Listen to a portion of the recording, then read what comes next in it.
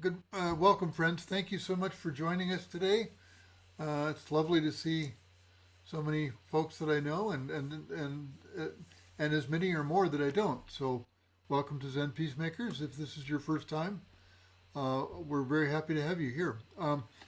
Just a brief introduction. I want to introduce my good friend Roshi Eve Myonen Marko, who will be leading this eight-part series on aging that she single-handedly devised and concocted and put together brilliantly. Um, and I don't want to. I think I don't think I could embarrass Eve. I think that would be hard to do that. But I do want to acknowledge of all the programs we put on in the last handful of years, only one has exceeded the the registration of this program, and that was Jeff Bridges and Krishna Das. So we've gotten a beautiful response to this topic, which might indicate that a few of us among those attending might be interested in aging and might actually be experiencing aging. I can't speak to that myself, of course, but I'm glad it resonates for so many others. So I'm going to go ahead and mute myself and hand the magical talking stick uh, to to our host and teacher in this series, Eve Marko. Eve, please go take it away. Okay. Well, good morning, everybody. Um, hmm. What an amazing, amazing day. Uh, just when you thought you knew everything, guess what? So the bad news is that this is not about the election. So this is not about talking about what happened yesterday, what's gone on the last months, how we're feeling today. There's a lot of room for that. And there is going to be room for that. That is going to be room for that here too, but not right away. Um, the good news is that this is about aging, and aging includes everything, everything. So we're going to have, a couple of days are going to go by and weeks are going to go by, and a lot of our emotional volume will probably fade and we'll get about our business and our lives like we usually do. But aging doesn't fade. Aging is going to go on day after day after day. So that's yeah. So I didn't have a chance to read a lot of things about the election. And by the way, I don't really care how anybody voted here. I think it was pretty historic in many ways, regardless of how people voted or how it's being felt. Somebody said, fasten your seat belts, it's going to be a bumpy ride. And I thought, yeah, that's true about aging too. It's a bumpy ride. And we experience a lot of things. So that's what this is. It's about the bumpy ride. And more than anything, it's about what's the point of it? What's the point of it? And one other thing that came up for me strongly this morning, I a close friend of mine died, about 2 weeks ago now. And so I went to her memorial, which was a Catholic mass Saturday. And and the wonderful priest who led the mass talked about her and how wonderful she was and how kind she was and how generous she was and how gracious she was in the face of huge challenges, huge. And that was really great. That was all true about her. And then, but there was a part of me that wanted to say, but wait a minute, that's not all she was. She was ferocious. She was fierce. She was a fighter. She didn't give up. She just went on and on. There was that aspect of her too, which he didn't mention, you see. And driving back home, I thought to myself, what is it? What's happening with some of the way people look at older age? Is that we're all becoming sweet? We're all becoming gentle? We're all becoming nice? We're all becoming kinder and warmer, and we don't get too upset. And and I said, to some degree, at least in my life, that's true. But as you know, there's a real thin line between truth and cliche. So there are things that we really experience that come out of really deep and strong experience. How I changed like this and how I became like that. And the problem is that sometimes that becomes cliches. Oh, this is how older people are. And I want to kind of push myself and others not to go into that vanilla. That's what I call it. I call it vanilla. And I'm not a fan of vanilla per se. I'm not a cliche. I'm an aging woman. I'm old. I'm not a cliche. And so, one of the points of this series is and even especially today, is to encourage people to go beyond the cliche and actually experience, like, so what is really happening to me as I age? What is really going on?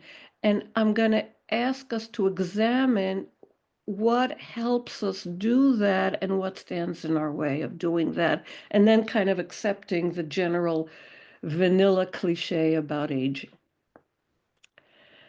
Okay, that's just about this class. So that's I'm teaching or facilitating this course not because I'm a master of aging, but because I tend to teach what I myself have to learn. All my students have heard this many times. I remember a friend of ours used to say about my husband, Bernie Glassman. Bernie became a good clown by giving workshops about it. It's by teaching clowning that he became a good clown. So I'm going to learn so much from everybody here.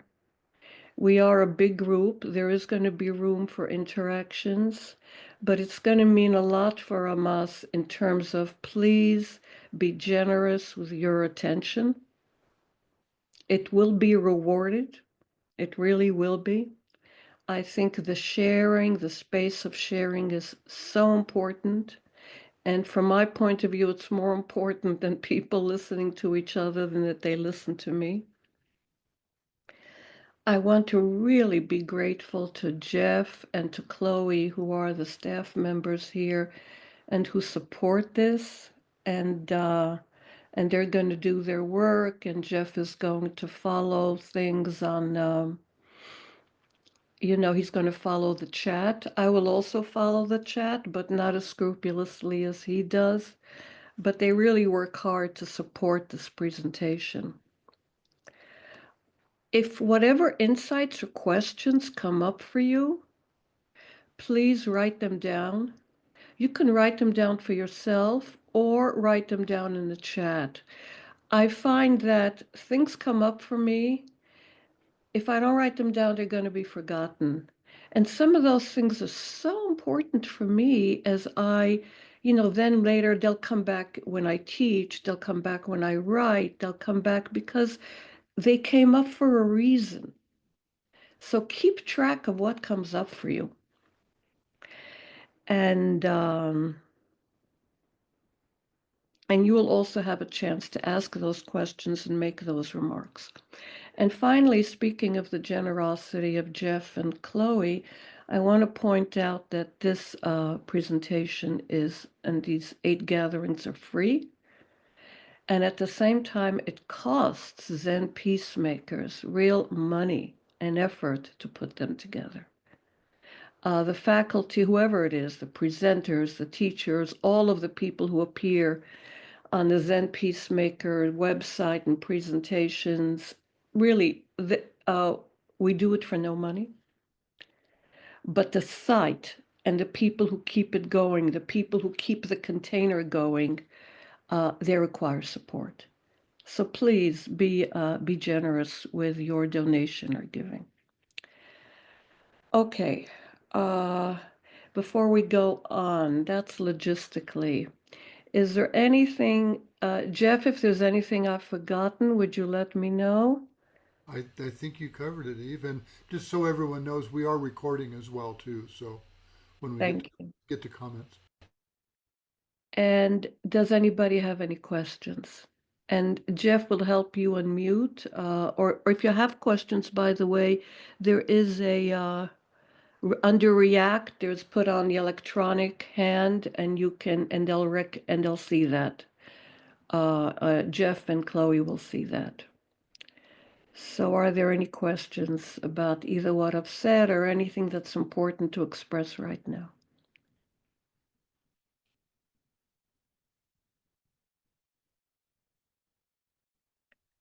Okay, moving right along then. Today's session is called I Am Old. And I thought of that because I have a friend, his name is Jeff Bridges, and there's one day separating our birthdays. So whenever we get together, Jeff looks at me and says, Eve, you're old. And I sometimes say, well, Jeff, you're old also. You're old. And I have another friend of mine. His name is John Katz. He's a wonderful blogger. He was my teacher in blogging. And when I first met John some 10 years ago, 11 years ago, he told the first time we sat together to talk, this was very important for him. It was interesting. He brought up that he had a good friend who was a writer, wrote bestsellers, had a very successful life, both in academia and in writing and in family. And he said to me, at the age of 75, she committed suicide. And she wrote a letter to all her friends, of which he was one. And she said to them, I am well, I am happy, I am healthy, I have a great family, great friends. And the reason I'm doing this is because life doesn't get any better. And after this, it's all downhill. And so I decided to end my life on this note. And he asked me, wow, what do you think of that? And I said, without even thinking, because I was 11 years younger, so that means I was about 64, 65. It was 10 years ago, and I'll be 75. So it was when I was 65. I hadn't thought about it. So I said, well, I guess it makes sense. Only I said, John, I think just like there's lessons we learn in throughout our life from the time we're born on, I think there are lessons that we learn when we're old. And she didn't give herself the opportunity to learn those lessons. So that was the answer that came up for me right then and there. You know, why not do that? And I'm thinking about what is it about humans and this whole thing about getting old? For instance, salmon. Salmon, these wonderful, beautiful big fish, they go, they have this big life. They're born in freshwater lakes and things like that. Then they swim out and they go into the oceans and they go for a long, long, long, long time. And then they come back and they do this amazing, amazing, amazing swim back to pretty much where they were born, and they spawn and then they die. They don't get old, they die. Now, I don't know, I don't know most of you here, but probably it's safe to say that most of us, those of us who spawned long ago. We didn't die afterwards. So what is this about? Is it just because we have medical advances and otherwise it's an accident of medical advances? What is this really about? Um, or I think of it as what's the point? And that for me is really the topic of this. What's the point of aging? before starting to engage with that question, let's first look at what's, what the answer our culture gives and the context in which we're living where we ask that question. So, Geoff, if you can put on this very well-known song and show the lyrics, I would appreciate it very much. Okay. Thank you. Thank you, Geoff. Um, so it's a beautiful song, and at the same time, please notice how many things he associates with being young. Things that have nothing to do from what with being young. May your wishes all come true. May God bless and keep you always. May you always do for others as others do for you. May you always know the truth, see the light surrounding you, always be courageous, always be upright and strong. Please notice that as beautiful as this song is, it associates that with being forever young. And as somebody I think wrote on the chat, we're not forever young. Why couldn't that song be, May You Be Forever Old? Why can't we have these things even as we're old? What's wrong with us? We don't qualify because we're not forever young. So that's an example of what we're facing as we get old in this culture. Um, so I think that for many of us, our biggest challenges lie in the thoughts about getting old rather than getting old. And James Hillman, whose book I mentioned, um, you can read it or not. I will reference it, and some of the topics I took for this series, such as being awake at night, gravity's sag, loss of memory, come from this book. Others, am I still loved? Am I still a woman or a man or whatever? All those subtopics are made up from my own life. But Hillman says old age is affliction, especially it is afflicted with the idea of affliction. As long as we regard each tremor, each little liver spot, each forgotten name as only a sign of decay, we are afflicting older age with our minds as much as our minds are afflicted by older age. The very repetition of our negative diagnosis of what's happening to us each time we see our face in the mirror shows how powerful is the idea to which we have harnessed our later life. And that idea is that somehow we're failing or we are failures. So the biggest affliction of old age is our own thoughts about it. And that is something that we have to acknowledge and see. And as a friend of mine says, that's old talk. So he and I have had some arguments about old talk. And he dislikes old talk about what I can't do anymore and what I will do or I can't or what's wrong with me or my health. He says, I don't go there anymore. I think there's room to go there. But really, really take a look at what old talk consists of. I think that when I think of old age, I think of it as a room. And it's a room, and the only trouble with that room, frankly, is that in the room next to death. So we're in this house, and there are all these rooms, birth, and being young, and then growing older, and then being an adult, and then there's these rooms towards the back. And one of them is old age. And the room next to that is death. That's the neighborhood, man. We're in the neighborhood of that. So we don't like that, and we don't like that room, and our culture doesn't like that room and says, get out of that room. And sometimes they even say that room doesn't exist. The only reason it exists is because medical people came up with all these wonderful advances. Like it or not, we're in that room. And how do we live in that room? How do we live completely in that room? So aside from the fact that, yeah, there's this neighbor called death right next door, and some of us have stiffness and we have pain and we have joints and we have arthritis and we have illness and we have a wearing down of the body. That's all too is part of the room. It's not the only things in the room. And please don't forget that not everybody is privileged enough to get old, to get into that room.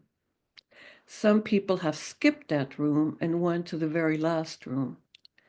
So there's something that's still calling for us to experience and do and be while in that room. I am old. What's the point of it? And I often think of my husband, Bernie. And Bernie, if you said to Bernie, what's the point of this or that? He'd say, there is no point. There is no point. That's how Zen masters usually talk. There is no point. But he had his addictions, like to cigars, and I have my addictions. And my addictions is to create a story.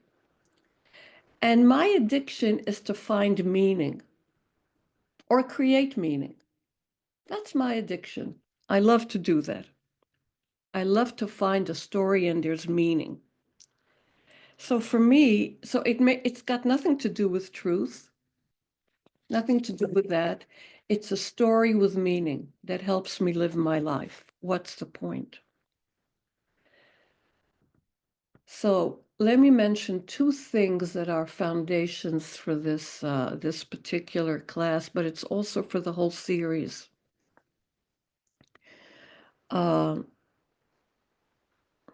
So one of the foundations is just what I've said till now. There's meaning for us being in that room. There's nothing accidental or just biological or just medical about it. There's other meanings for that. I'm a Zen practitioner. I'm not sure that's true for most people here, and that's fine. That's no problem. But in Zen, there's a really great, there's a very famous treatise about the room we occupy at any particular moment. This was written by a man called Dogen. When a fish swims, no matter how far it swims, it doesn't reach the end of the water. We can live forever. We will never encompass this entire planet, this entire universe, all the people who live in it, all the things, all the phenomena. We will never encompass all that. When a bird flies, no matter how high it flies, it cannot reach the end of the sky.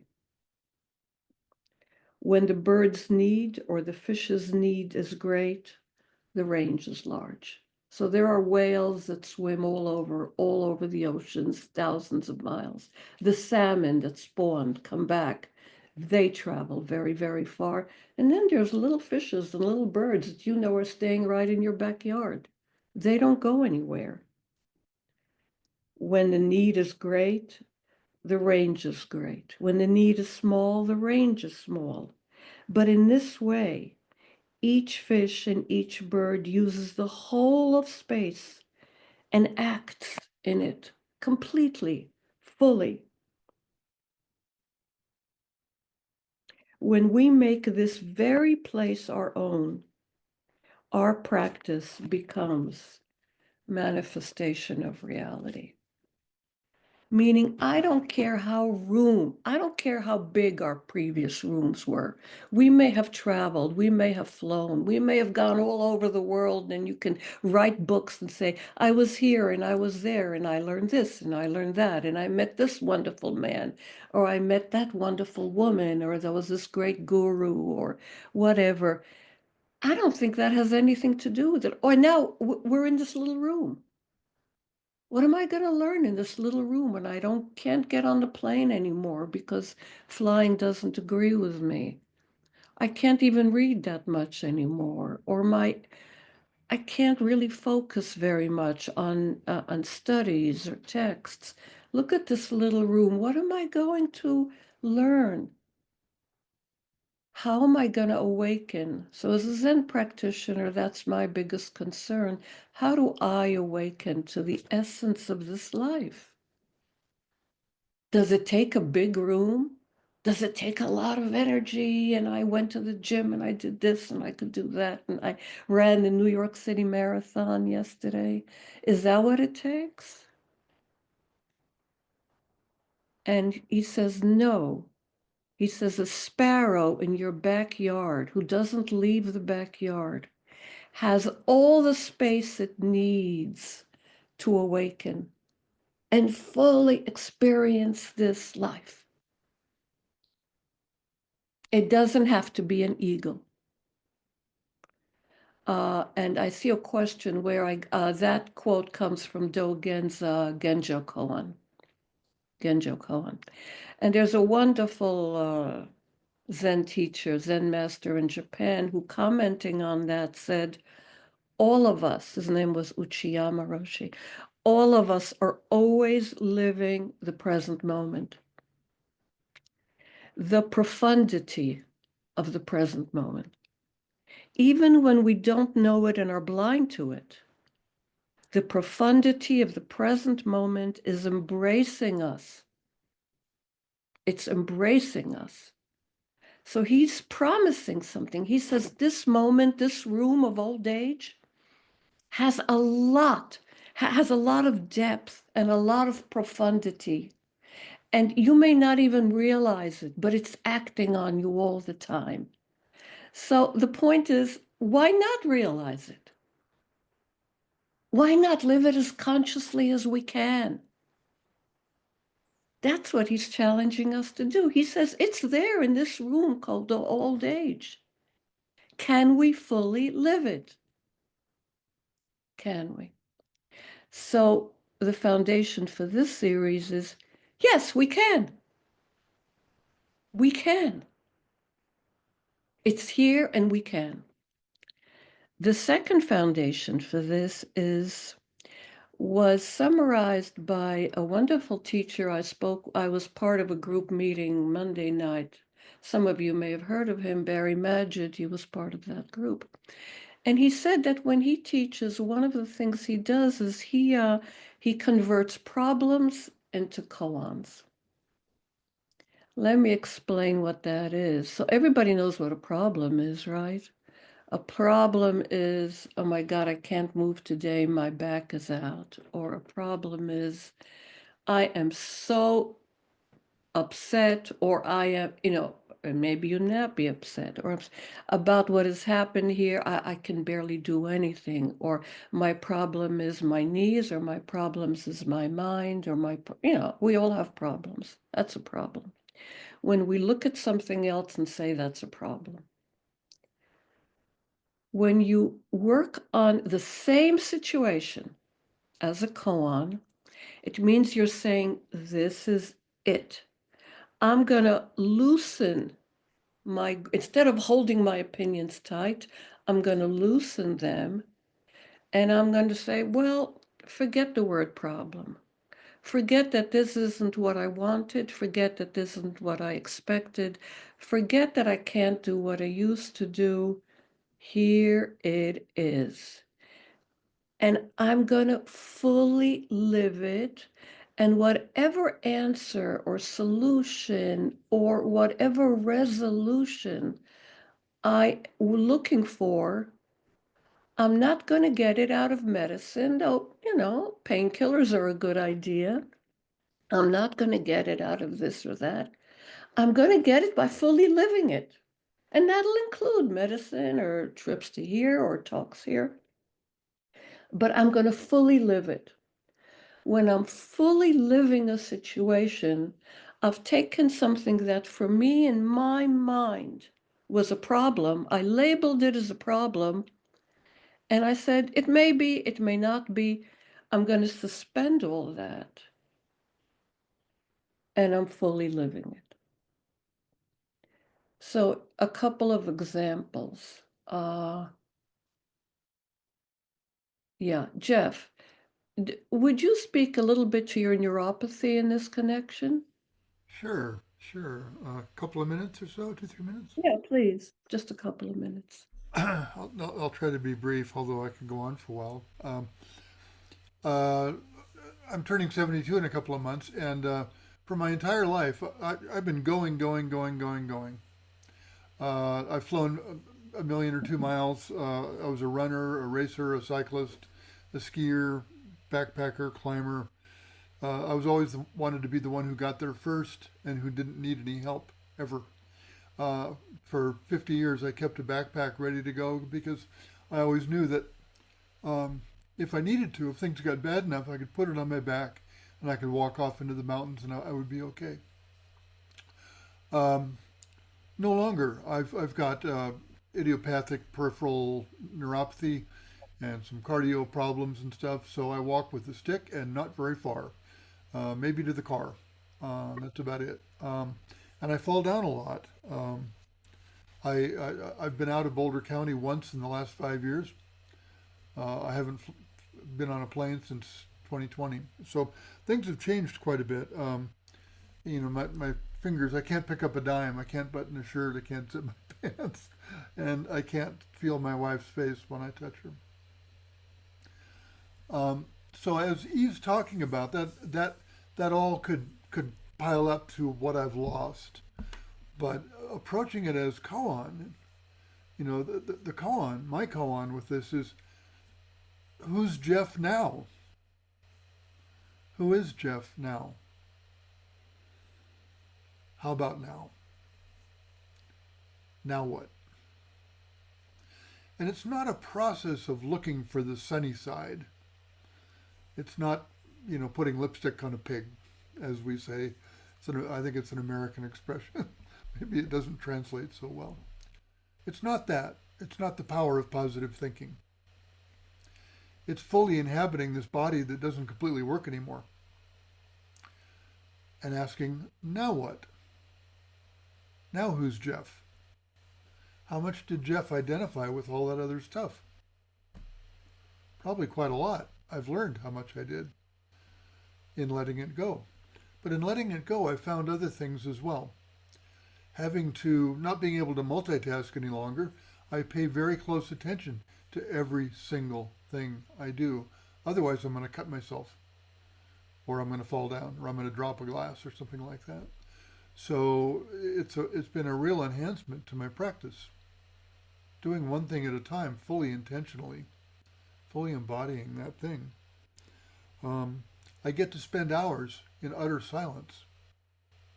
I get to spend hours talking to people like this. I I have a Zoom meeting with each of my kids and my brother every week, and we talk.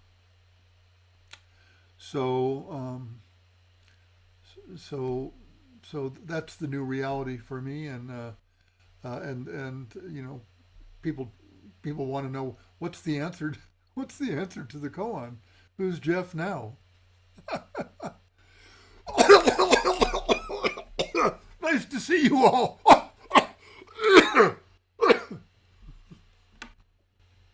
Okay, thank you very much.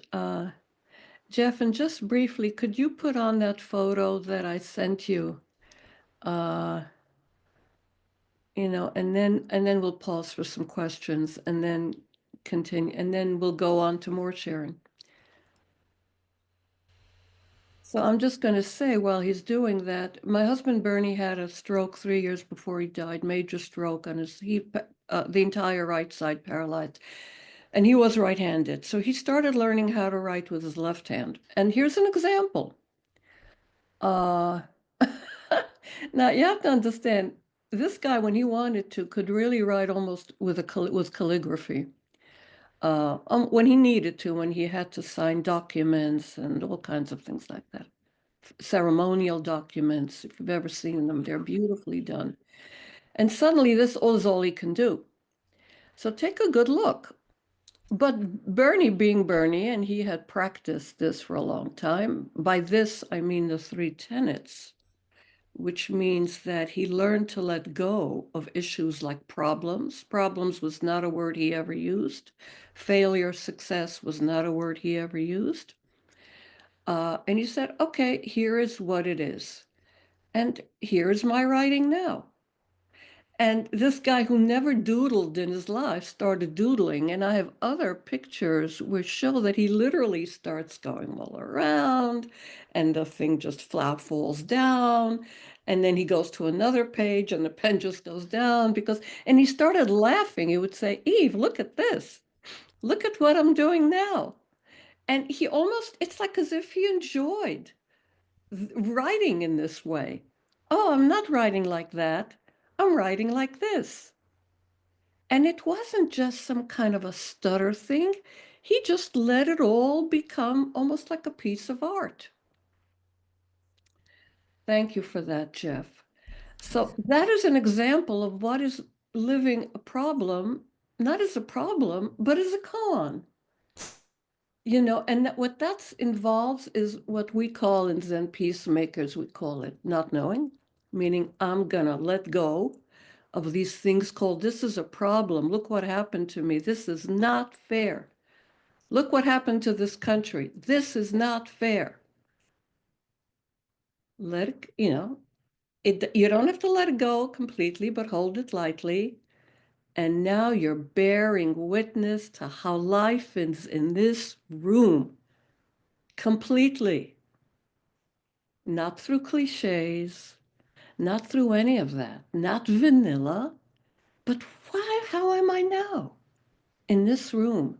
And if any of you is wondering, well, what do I do? Whatever you do is going to come out of that.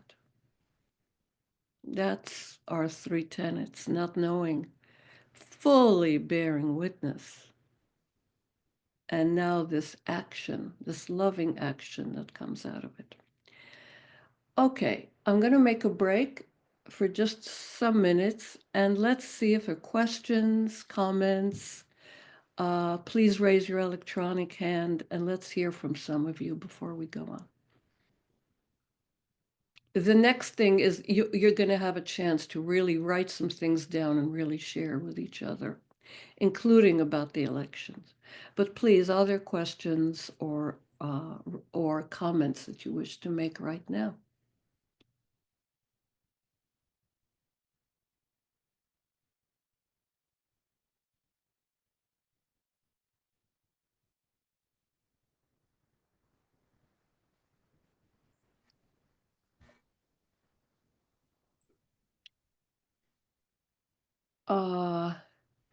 You know what? If there isn't, I think there will.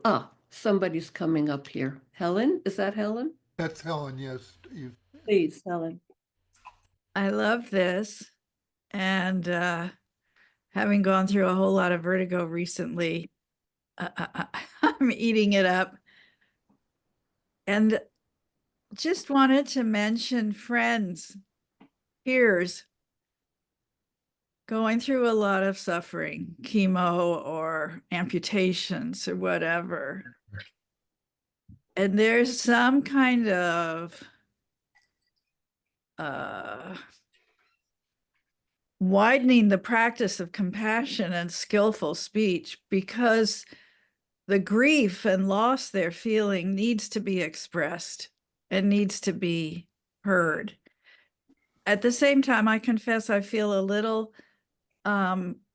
removed because I'm kind of romping in this playground that you're talking about when I can, wanting to share it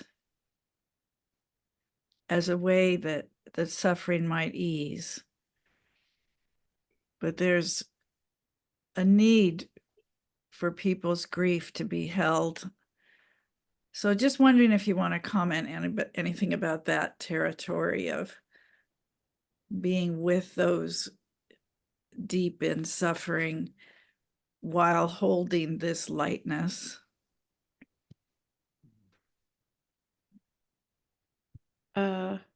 I'll just speak briefly to it because I think that so many of these questions will be answered as we go on. This morning, speaking for myself, I looked at the news and I was shocked here in the United States. I was shocked. And several hours later, I got, before this started, Geoff and I came on a little early and he said, "How are you?" And I said, "I'm fine." And I wasn't kidding. I wasn't playing some hero here, some Zen great hero. I felt fine. I knew we're going to start this in 15 minutes. And I knew there were a lot of challenges ahead of many kinds. And one of them was going to be to hold grief. But that moment, I felt really fine.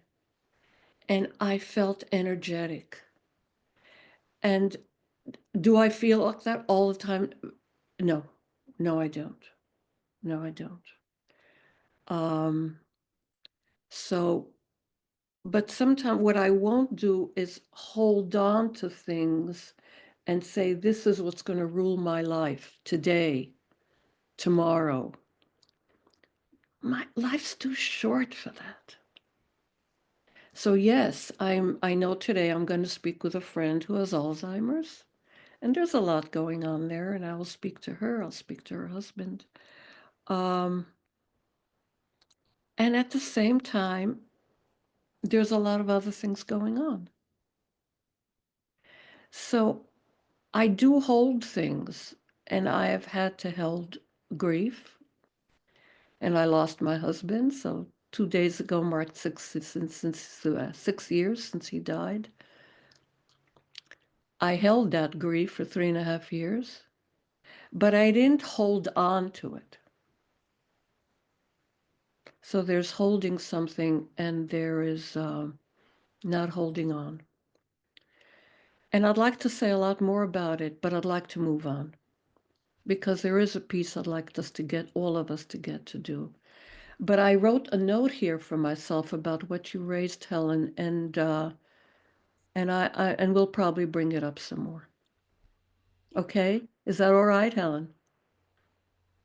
Okay. Eva, Jean has her hand up. Jean, right up. Yes, please, Jean.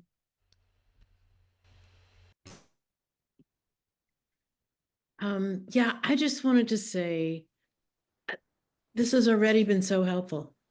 It's been a few minutes and I'm just finding it so helpful. And it's about aging, about the election, everything. So thank you so much.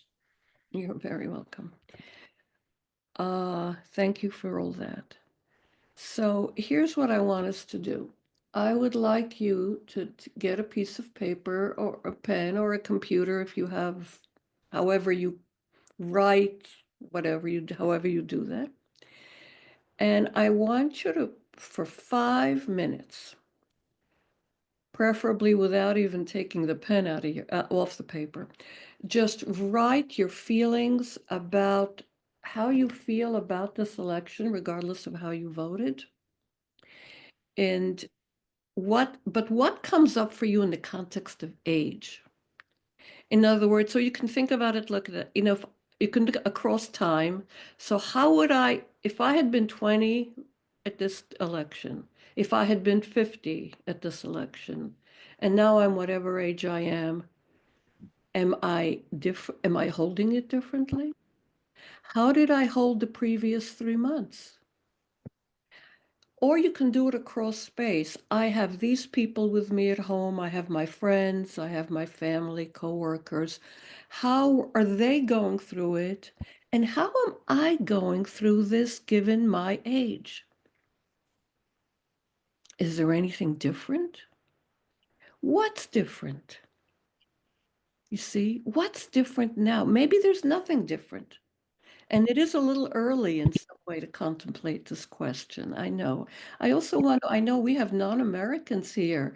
I know I see Barbara from Switzerland and a few others perhaps from Europe. But Europeans, you guys have your own elections and your own crazy developments politically, be it England or France or Germany or Italy or, oh my goodness, Netherlands. So I hope this topic opens something up for you too. At this age now, how are you dealing? How did you deal before Election Day? And how are you dealing with it now? So please write for 5 minutes. After 5 minutes, we're going to split up into groups of 5, and then I'm going to ask you to please share. When we split up, please keep etiquette for small groups. Don't talk too much. Be conscious of those people who are not used to sharing, and don't jump in so quickly. Give people the generosity of your attention. Okay, so please, you're going to have 5 minutes to write, and then Geoff will do his magic.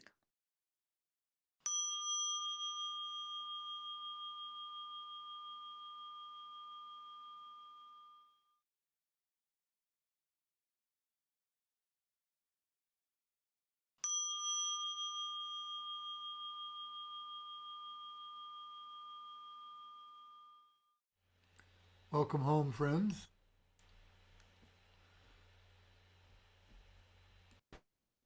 Hi, everybody, and thank you so much for the attention you're not just certainly giving me, but really the gift of your attention to each other. That's a very big deal.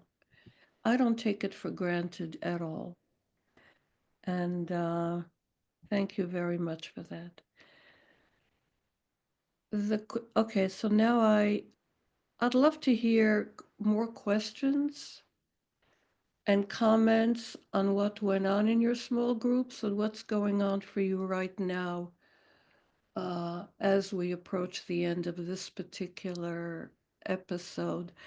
And just before I forget, the next one, which is going to be 2 weeks from today, is Do I Still Matter?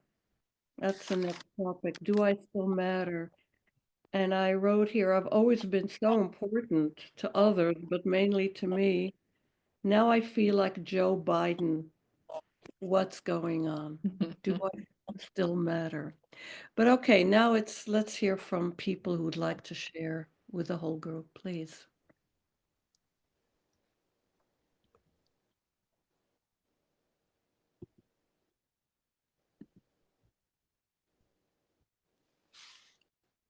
Someone does have a question about, is there a reading assignment? And A reading assignment. No, there isn't. You can get a book by Hillman. If you're a poet, I suggest you look at T.S. Eliot's 4 Quartets. That's all about the passage of time and getting older. It is gorgeous. One verse of which reads, say that the end precedes the beginning. And the end and the beginning were always there before the beginning and after the end. And all is always now. That's T.S. Eliot. Sandy Inkster, hi. Hello, Eve. Thank you very much. I just wanted to express thanks to David and Jonathan, the 2 men with whom I was involved in the breakout room.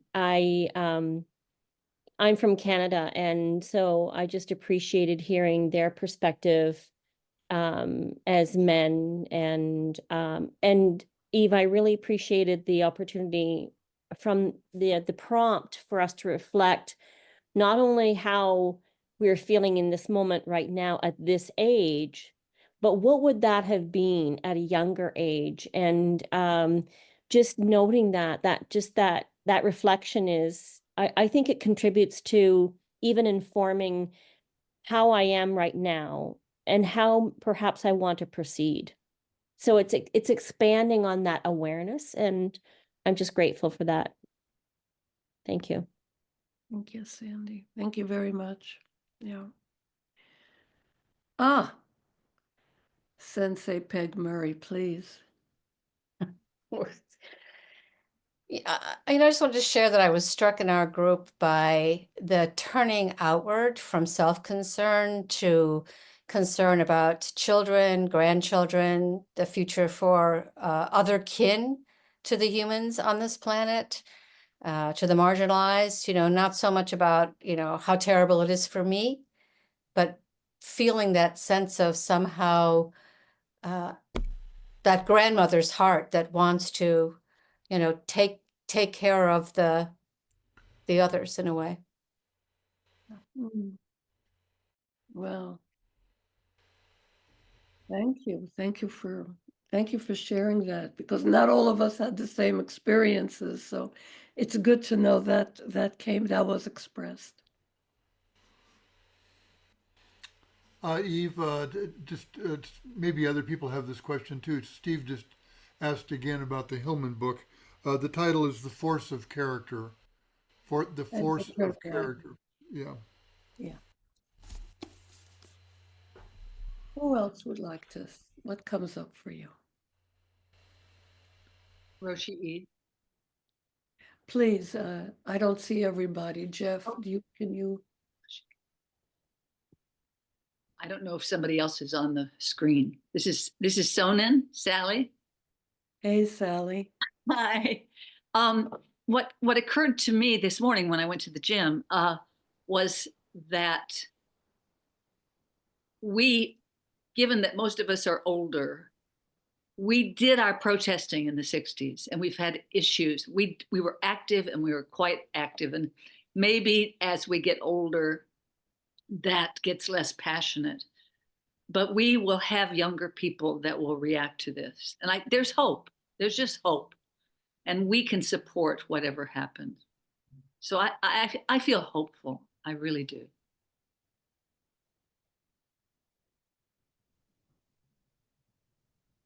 Thank you for that, Sally. Thank you. Yes. Eileen, I think was first here. Eileen Fraser, and then Tom. Yeah. Hi, thank you, everybody. I feel, when you ask the question, Eve, do I feel differently now, let's say, compared to when I was younger? And I have to say, no, I do not. I feel like the same. I feel like I want to go out in the street and start mobilizing. I don't mean as a reaction just because Trump's in, but as a reaction to like rolling up our sleeves and, not giving up, not falling prey to, oh my God, I can't get out of the chair, or I'm tired, or, whatever the physical ailments are, because believe me, I have them, or the mental sort of, it's been years of, up, down, craziness. I just feel the sense of urgency. I kind of feel like the sense of urgency I did in the 60s too, that our time is limited on this earth. It's more acute for me now. And I feel like I want to do something.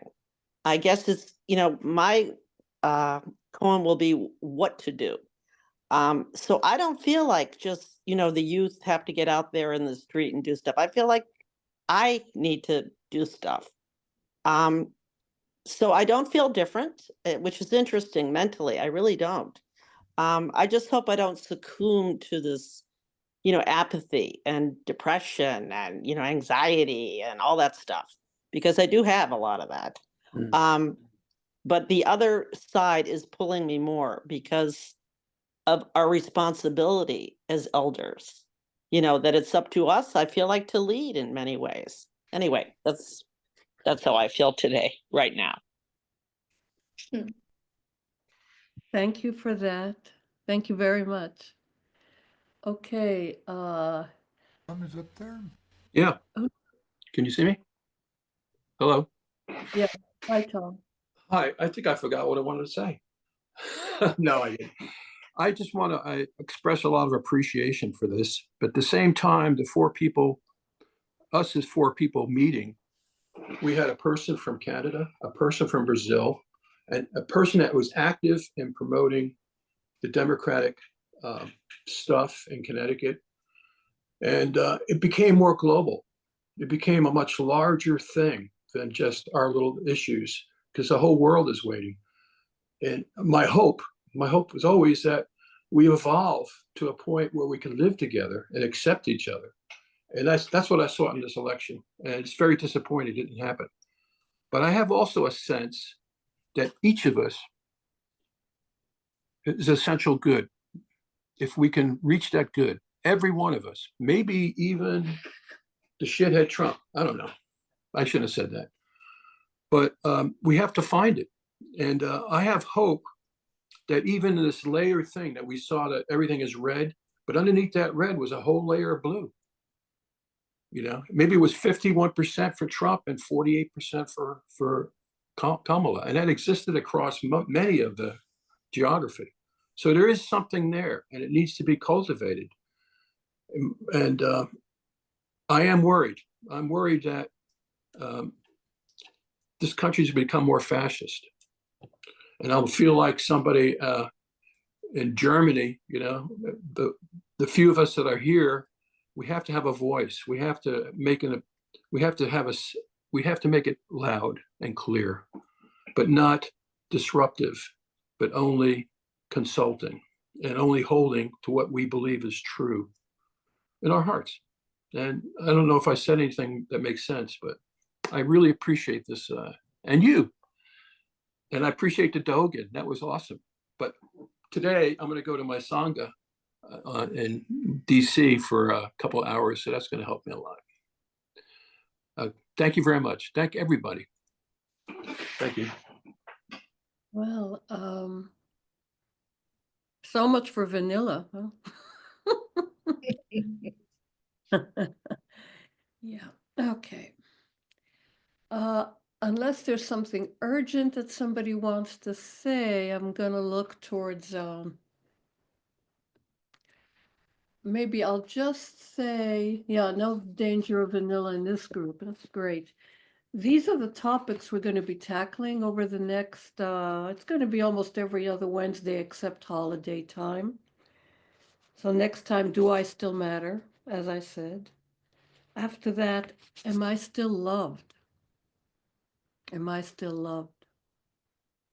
After that, memory loss. After that, gravity's sag. The sag that's pulling you down is gravity. That was pretty good. It would have been good for today, too. Awake at night. Am I still a woman? Or am I still a man? Am I, or whatever gender I identify with, or no gender, whatever I identified with throughout my life, am I still that? And the last one will be looking at our face in the mirror.